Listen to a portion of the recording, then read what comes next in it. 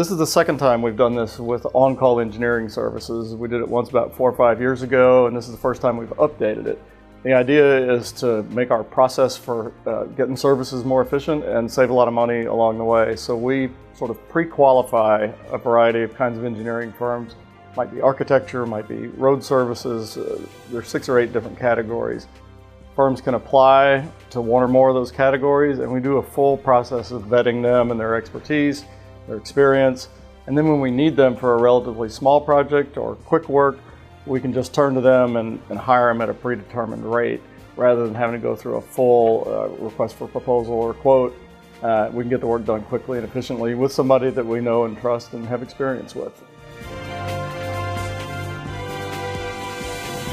This is another way that we try to make our processes efficient and serve the taxpayers the way that we should. It happens for a lot of reasons that the city ends up owning these very tiny little parcels of land. Maybe it's an old right-of-way and the roadbed has changed, something like that. So we have these little slivers of land.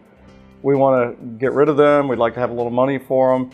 And again, instead of going out to the world as if everybody's going to be interested in this tiny little parcel, this would give us the ability to offer it to the adjacent property owner, who's the most likely buyer anyway, and we can have a quick process to sort of add that little piece to what they already own.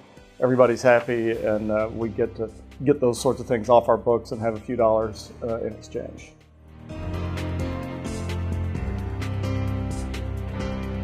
This one sounds a little mundane, but it's actually really exciting. This is the first important step in our taking responsibility for the services that we gained in the referendum a few weeks ago. So up to now, those services have been provided by DeKalb County under an intergovernmental agreement, or IGA, and there's a provision in that agreement that if or when we want to terminate it or exit that agreement, we can do so. In this case, it requires 6 months notice to the county. So we intend to be in the business of stormwater and roads maintenance on July 1st.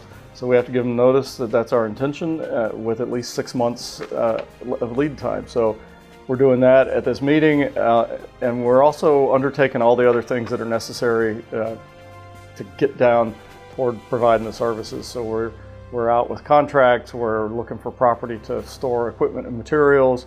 We're doing all of those things right now, but this is really the first formal step in kicking that process off.